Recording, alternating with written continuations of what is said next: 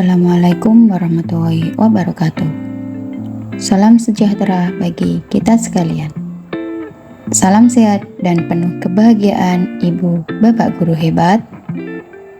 Pada kesempatan ini, kita akan mempelajari tentang pembelajaran sosial emosional. Masih bersama saya, Muhimmatul Lailia, calon guru penggerak Angkatan 8 dari Kabupaten Rembang, kelas 08085.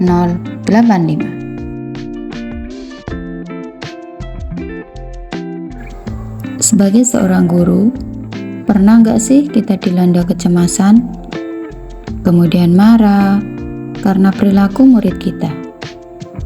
Atau mungkin kita malah kena stres karena banyaknya tugas tambahan yang dibebankan kepada kita. Lalu apa yang seharusnya kita lakukan saat kita dihadapkan pada situasi tersebut?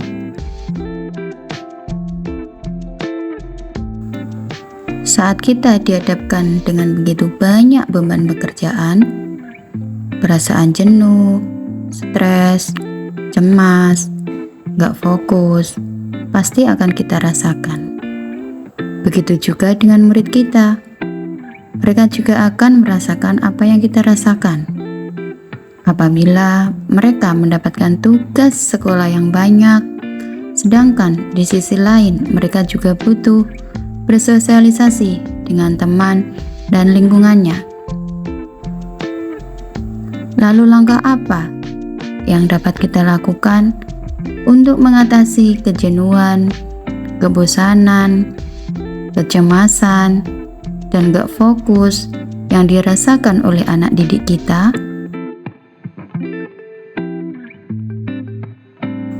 Dengan bekal pengetahuan dan keterampilan agar dapat mengelola kehidupan personal maupun sosial, sangat kita perlukan untuk dapat menghadapi situasi seperti ini. Sesuai dengan tujuan pembelajaran di sekolah, yaitu harus dapat mendorong tumbuh kembang murid secara holistik, baik aspek kognitif, fisik, sosial, maupun emosional.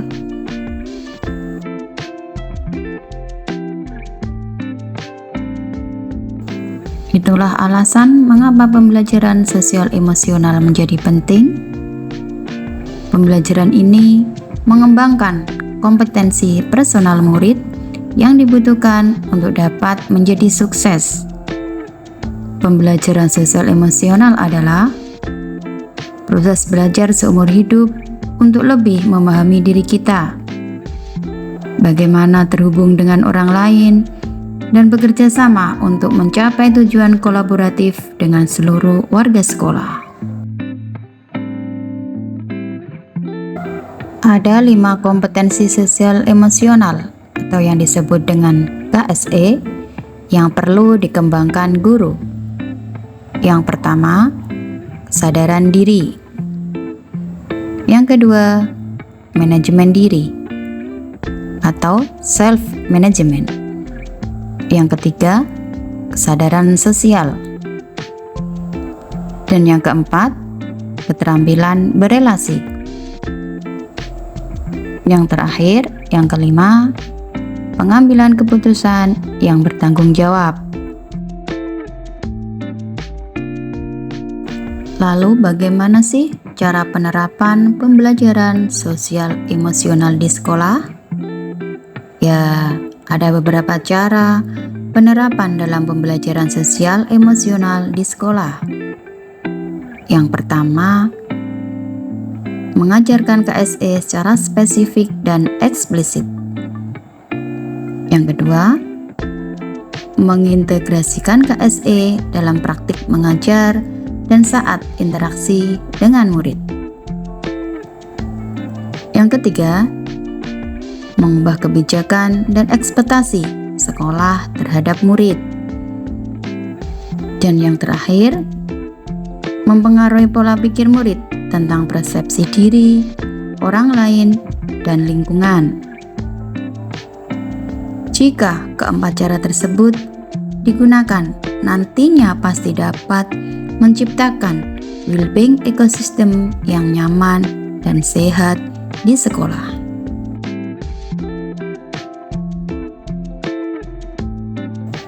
Selanjutnya, pembelajaran emosional dengan pendekatan kesadaran penuh atau mindfulness dapat dilaksanakan dengan teknik STOP.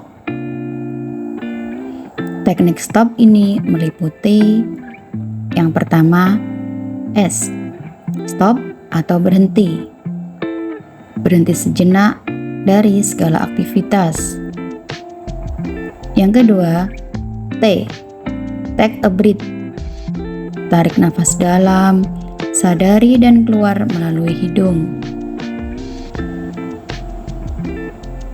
Yang ketiga, O, observe atau amati. Amati sesuai yang tubuh rasakan. Dan yang terakhir, P, process atau lanjutkan. Bawa perasaan yang lebih rileks, pikiran yang lebih jernih, dan sikap positif dalam kegiatan selanjutnya. Adapun keterkaitan pembelajaran sosial emosional atau disebut dengan PSE dengan materi sebelumnya yang sudah kita pelajari, yaitu yang pertama kaitan dengan modul 1.1 tentang filosofi pemikiran Ki Hajar Dewantara.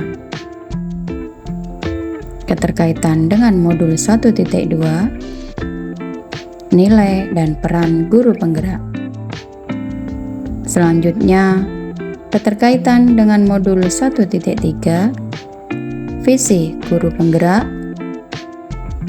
Dan yang keempat, keterkaitan dengan modul 1.4 yaitu budaya positif. Dan keterkaitan dengan modul 2.1 adalah pembelajaran berdiferensiasi.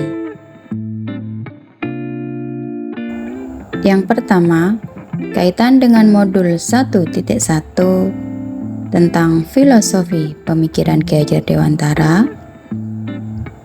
Melalui pembelajaran sosial emosional, tujuan seorang guru adalah untuk menciptakan well-being ekosistem pendidikan di sekolah yang sehat dan menciptakan perasaan bahagia pada murid. Hal ini sejalan dengan pemikiran Ki Hajar Dewantara bahwa guru itu menuntun sesuai kodrat anak agar mencapai kebahagiaan dan keselamatan setinggi-tingginya.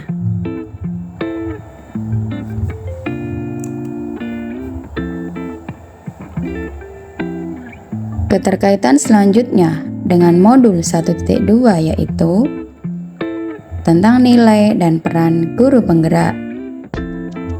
Sesuai dengan nilai dan peran guru penggerak, terutama peran guru sebagai pemimpin dalam pembelajaran, yaitu guru membimbing murid untuk mengembangkan pembelajaran sosial emosional di sekolah.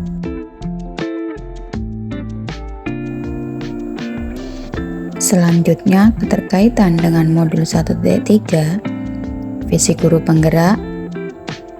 Untuk memudahkan dalam mewujudkan visi sekolah, semua warga sekolah harus memiliki dan melaksanakan 5 kompetensi sosial emosional.